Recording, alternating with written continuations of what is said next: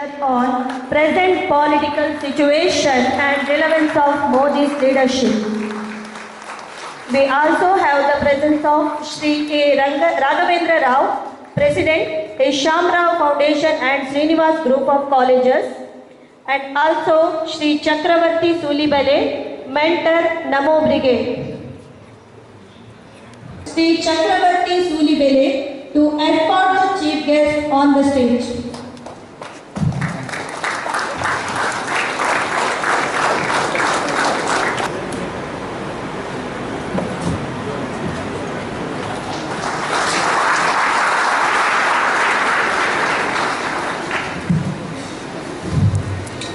ಇಡೀ ಕಾರ್ಯಕ್ರಮವನ್ನು ಆಯೋಜಿಸಿರುವುದು ಒಂದು ಅತ್ಯಂತ ಪುಟ್ಟ ಸಂಘಟನೆ ನಮೋ ಬ್ರಿಗೇಡ್ ಅಂತ ಅದರ ಹೆಸರು.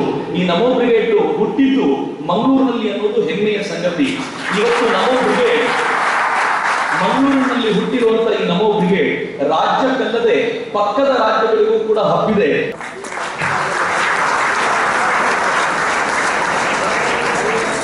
The Congress party doesn't know who to feel. Of course, Ms. Sonia Gandhi wants a son, but his IQ is so low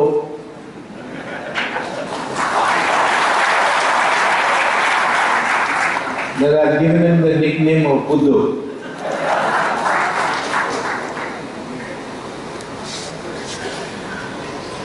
I know much about him because his father was a good friend of mine, Rajiv Gandhi. We politically worked together in the 80s. The Chandrasekhar government, of which I was a minister, was formed with his support. And Rajiv Gandhi, Rahul Gandhi was a great despair. And he was wondering how he will meet his future. Unfortunately, at the moments of crisis, you will not see Rahul Gandhi in the country. In the great tragedy of December 16th last year, the Nirbhaya horrible rape took place. He was nowhere in the scene. He was abroad. He was having a New Year's party. Even though it was not New Year at that time, but he was having an extended New Year's party. So I don't think there is any challenge to Narendra Modi. And I've known Narendra Modi since 1972, when he was in the Vidyarthi Parishad. And later during the emergency, we moved together in the state of Gujarat. I was underground at that time, but in Gujarat because there was a Janata Morcha government, therefore the police could not arrest, the government of India could not impose its will on the Gujarat government. And after that I have watched him, I've seen him perform as a chief minister. He has produced a high growth rate for the economy of Gujarat, which is in excess of 10%. If we can replicate it to the whole of India, for 5 years, India will become a developed country in 5 years if we grow consistently year after year at 10% per year, and Narendra Modi can do that. That is why I think his leadership is relevant. Today, our current political situation is in 5 dimensions. First is the dimension of corruption, the extraordinary corruption in our country. The second dimension is the collapsing economy. The third dimension is the national security threats of the country and the national reputation of the country. The last couple of days we have been seeing on TV the way a diplomat, what diplomat? Deputy Consul General of the Government of India based in New York, how she has been treated. Earlier on we saw that our soldiers, Pakistani soldiers, crossed the border, caught hold of our unsuspecting soldiers and cut their head and displayed it. It was taken back to Pakistan. We have been, our people have been kicked in China. We don't seem to have any respect now in the world for a country of 120 billion and 120 crores. And how much have they deposited? They have deposited 120 lakh crore rupees. Not 120 crore rupees, 120 lakh crore rupees. How many zeros is that? 12 zeros. So, all this is your money. And what does this number signify? The total income tax revenue of the government of India is only 2 lakh crore rupees. And you got 120 lakh crores abroad. If you bring that money back, you don't have to pay income tax forever. Anyway, I am in favor that if a BJP government comes to power in 2014, we should abolish income tax. It's a useless tax.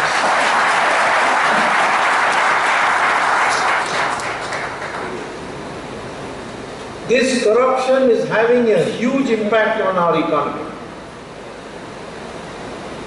and on our politics and on our national security.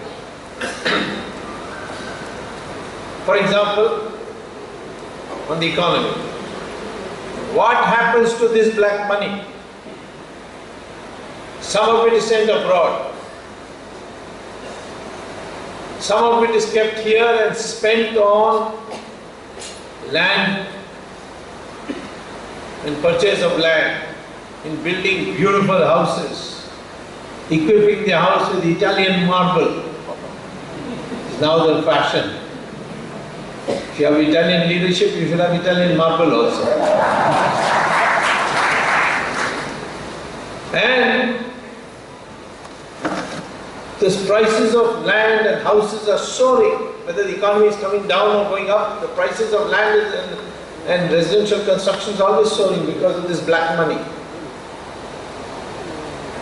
All the luxury good industries are making tremendous profit.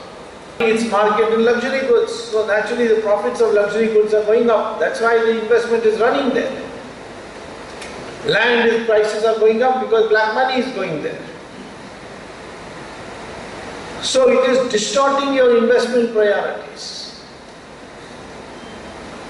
The government of India also brought in a new financial derivative called participatory note.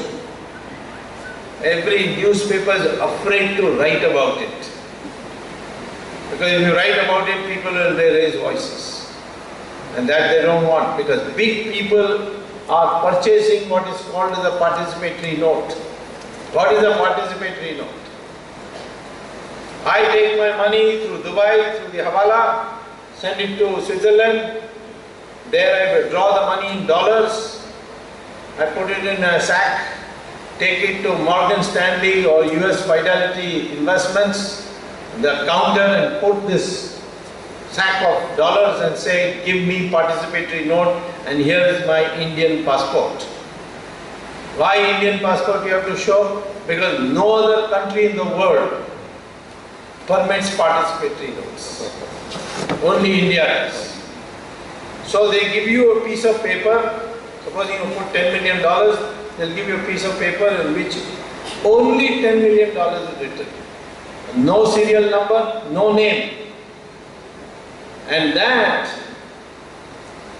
participatory note is handed to you, you bring it to India, it's legally permitted to bring it to India, no questions asked where you got the money, you give it to photocopy to Reserve Bank, and Reserve Bank will give you a receipt, And with that, you go to the stock market and tell the stockbroker, I want to buy stocks.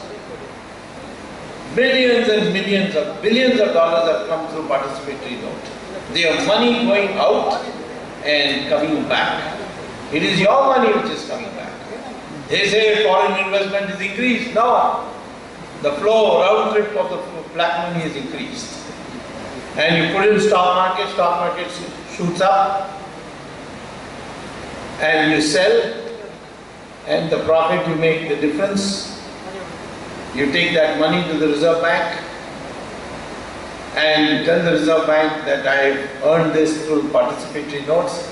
Then under the law passed by the UPA government, Reserve Bank has to give you dollars for that rupees, and you take all these dollars and go back abroad and put it in your account after having earned something. Previously, you could not earn any money you kept in Switzerland banks, because Switzerland banks never gave interest. They gave charge. They put a service charge on you. You have to pay a 2% service charge. Now they are earning 25, 30% on the stock market on black money. And what happens to the stock market? It starts going up and down, up and down. Why doesn't the SEBI, Security Exchange Bureau of India, created to ask questions about where the money comes from your stock purchase? If you buy stocks, they will ask you, where do you get your money from? But Mr. Chidambaram as Finance Minister has exempted participatory notes from such questioning. No questions asked. There was only one problem, and that was that when you made this profit of the stock market, you had to pay capital gains tax of 30%. So this Chidambaram, who is a lawyer and a crook, dangerous combination, he passed a law which said that if any Malaysian company, any Mauritius company makes an investment, then because Mauritius is a poor country of overseas Indians taken by the British as indentured labor, so no capital gains tax for any Malaysian company, Mauritius company investing in India.